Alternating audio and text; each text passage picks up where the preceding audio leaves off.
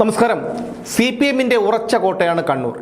അവിടെ പാർട്ടിക്ക് അടിതെറ്റിയെന്ന് പറഞ്ഞാൽ പാർട്ടി അടപടലം തകർന്നു എന്നാണ് അർത്ഥം.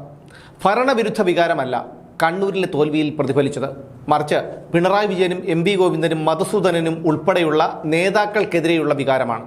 CPM-ന്റെ അവസാനത്തെ കനലും അണഞ്ഞു. 59 വർഷങ്ങൾക്ക് ശേഷം രാജ്യത്ത് ഒരു സംസ്ഥാനത്തും ഭരണമില്ലാത്ത ഒരു പാർട്ടിയായി CPM മാറി.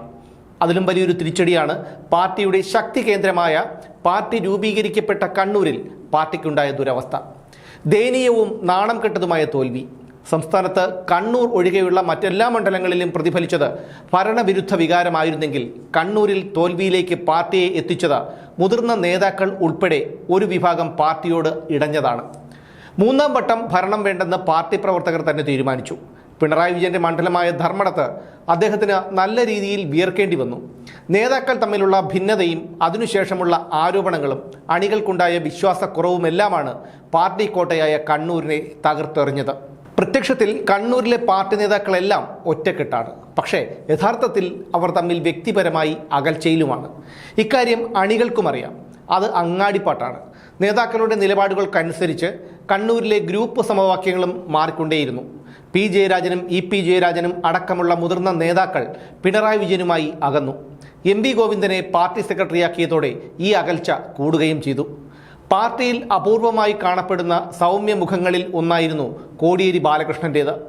അദ്ദേഹത്തിൻ്റെ മരണശേഷം നേതാക്കളെയും അണികളെയും കൂട്ടിയിണക്കുന്ന കണ്ണി ഇല്ലാതായി. എല്ലാം തിരുത്തേണ്ട മുഖ്യമന്ത്രി പിണറായി വിജയനാകട്ടെ തനിക്ക് ഓശാന പാടുന്ന നേതാക്കളോടൊപ്പം നിന്നു.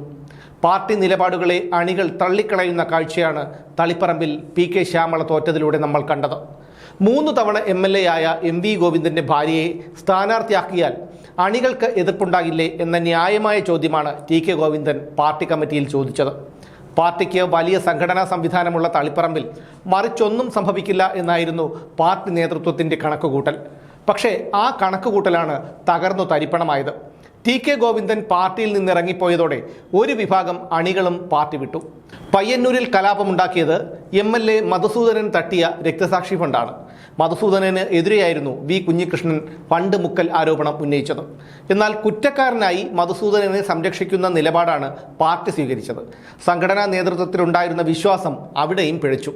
പാർട്ടി അണികളും പ്രാദേശിക നേതാക്കളും ഉൾപ്പെടെ V. കുഞ്ഞികൃഷ്ണനെ പിന്തുണച്ചു എന്നാണ് പയ്യന്നൂരിൽ കുഞ്ഞികൃഷ്ണന്റെ വിജയം വ്യക്തമാക്കുന്നത്. പാർട്ടിയെ വെല്ലുവിളിച്ചുകൊണ്ട് 2 നേതാക്കൾ ഇറങ്ങിപ്പോകുന്നതും അവർ പാർട്ടിക്കെതിരെ മത്സരിച്ചു ജയിക്കുന്നതും ഇത് ആദ്യത്തെ സംഭവമാണ്. സ്വന്തം ജില്ലയിൽ തന്നെ കനത്ത പരാജയം ഏറ്റുവാങ്ങേണ്ടി വന്നതിൻ്റെ ഉത്തരവാദിത്വത്തിൽ നിന്ന് മുഖ്യമന്ത്രിക്കും പാർട്ടി സെക്രട്ടറിക്കും ഒഴിഞ്ഞു മാറാനാകില്ല. അവരതിന് മറുപടി പറഞ്ഞേ മതിയാകൂ. ഇനി പാർട്ടിയിൽ ഒരു അഴിച്ചുപണി ഉണ്ടായേക്കാം. കുഞ്ഞികൃഷ്ണൻ്റെയും TK ഗോവിന്ദൻ്റെയും വിജയത്തോടുകൂടി ഇനി അണികൾ അവർക്ക് പിന്നിൽ അണിനിരക്കും. പിണറായി വിജയനും MP ഗോവിന്ദനും മധുസൂദനനും PK ശ്യാമളയും ഉൾപ്പെടെയുള്ള നേതാക്കൾക്ക് പാർട്ടിയെ തകർത്തവർ എന്ന പഴികേട്ട് ജീവിക്കാനാണ് ഇനിയുള്ള കാലം വിധി.